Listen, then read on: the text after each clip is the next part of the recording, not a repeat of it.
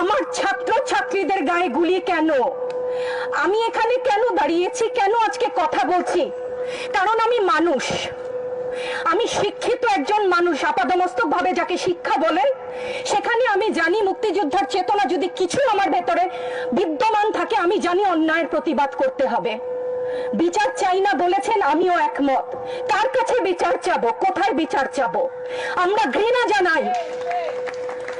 আমার ছাত্রদের গায়ে আমি সারা রাত ঘুমাতে পারি না, তাই এসছি যে আজকে যদি কিছু বলে যাই এক পলক ঘুমাতে পারি। যেই বাবা মার বুকটা খালি হয়ে গেছে, তাদের ঘরে কি চলে, কোথায় আছে তারা, কিভাবে আছে?